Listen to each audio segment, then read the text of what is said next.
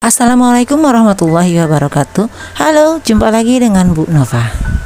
Di video kali ini, Ibu akan membahas tentang fakta-fakta mengenai bumi. Dahulu, orang beranggapan bahwa bumi adalah pusat alam semesta. Mereka juga meyakini bahwa matahari bergerak mengelilingi bumi. Sampai pada tahun 1543, Nicolaus Copernicus mempublikasikan bahwa bulan bergerak mengelilingi bumi, sedangkan bumi dan planet-planet lainnya bergerak mengelilingi matahari. Tahu yang kita kenal dengan teori heliosentris. Anggapan yang tidak benar lagi adalah banyak orang meyakini bahwa bumi itu datar. Oleh karena itu, mereka takut apabila mereka berlayar cukup jauh ke laut, mereka akan jatuh dari ujung dunia. Selama bertahun-tahun, para pelaut mengamati bahwa hal yang pertama kali mereka lihat di laut adalah puncak kapal.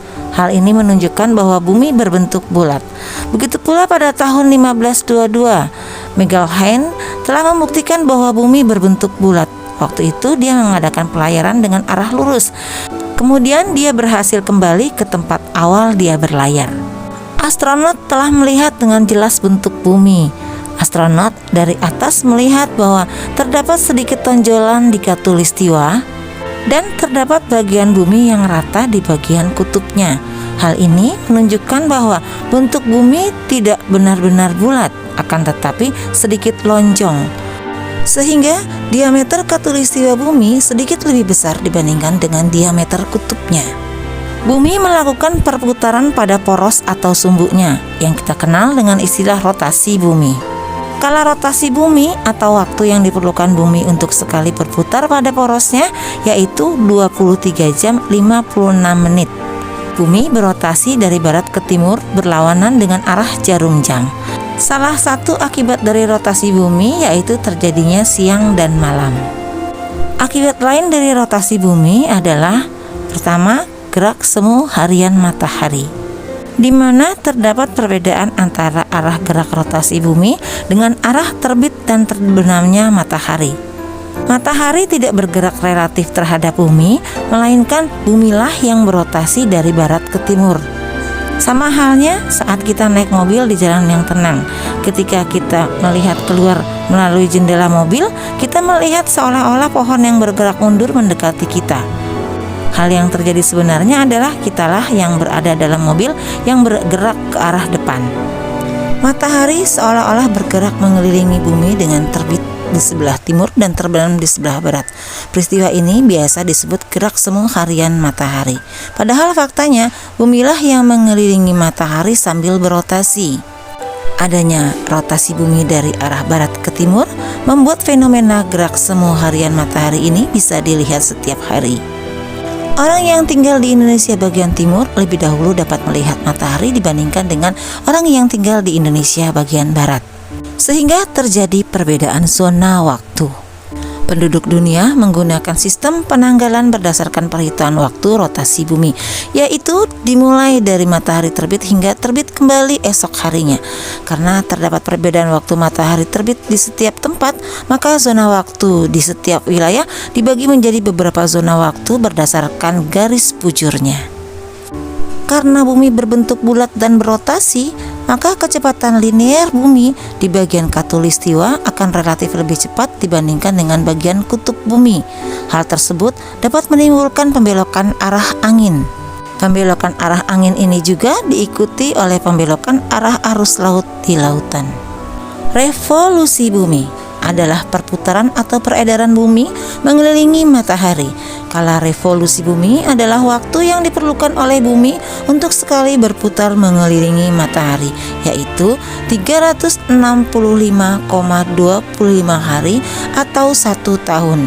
Bumi berevolusi dengan arah yang berlawanan dengan arah perputaran jarum jam. Posisi pergerakan bumi mengelilingi matahari sangat mempengaruhi kehidupan yang terjadi di bumi. Kemiringan bumi antara kutub utara dan selatan atau sumbu rotasi dengan kutub ekliptika sejauh 23,5 derajat. Lintasan planet bumi berbentuk elips. Oleh karena itu, jarak antara matahari ke bumi tidak selalu sama. Jarak terjauh antara bumi dan matahari disebut aphelium, sedangkan jarak terdekat antara bumi dan matahari adalah perihelium. akibat revolusi bumi, yaitu sebagai berikut. Gerak semu tahunan matahari. Jika sering memperhatikan letak di mana matahari terbit setiap bulannya, kita akan melihat pergeseran lokasi dari tempat awal, kemudian akan kembali ke tempat semula setelah 1 tahun berlalu. Hal tersebut diakibatkan karena kemiringan bumi terhadap sumbu ekliptika sejauh 23,5 derajat dan gerak revolusi bumi. Karena kemiringan bumi tersebut, kita juga dapat melihat bahwa bumi bagian utara lebih banyak tersinari matahari dibandingkan bagian selatan, sehingga pada bulan Juni siang hari akan terasa lebih panjang dibandingkan malam hari. Pada bulan Desember, bumi bagian utara sedang mengalami waktu malam yang lebih panjang, sedangkan di bumi bagian selatan mengalami waktu siang yang lebih panjang.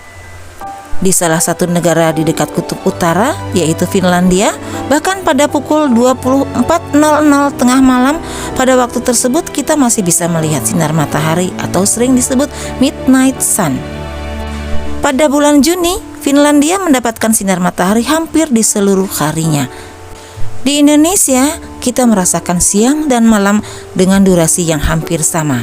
Matahari yang biasa kita lihat saat terbit di timur dan tenggelam di barat dengan bentuk setengah lingkaran. Namun, di Finlandia dekat dengan kutub bumi memiliki lintasan yang berbeda. Perbedaan lamanya siang dan malam yang cukup panjang dikarenakan kemiringan bumi dan gerak revolusi juga mengakibatkan pergantian musim. Pada bulan Juni, di belahan bumi kutub utara, posisi matahari berada jauh lebih dekat dibandingkan bulan Desember. Pada saat tersebut, belahan bumi utara mengalami musim panas, sedangkan belahan selatan sedang mengalami musim dingin. Hal tersebut dikarenakan pada bulan Juni, kutub selatan berada posisi terjauh dari matahari. Negara-negara yang berada pada wilayah khatulistiwa senantiasa tersinari matahari sepanjang tahun. Jadi, pada negara tersebut tidak mengalami 4 musim yang dipengaruhi oleh gerak revolusi. Musim di wilayah ini lebih dipengaruhi oleh faktor geografis. Oleh karena itu, Indonesia hanya mengalami 2 musim, yaitu musim kemarau dan musim penghujan saja. Bagaimana dengan penjelasan Ibu ini? Bisa difahami ya? Di video selanjutnya, Ibu akan menjelaskan tentang gerhana dan pergerakan bulan. Sampai jumpa di video selanjutnya. Wassalamualaikum.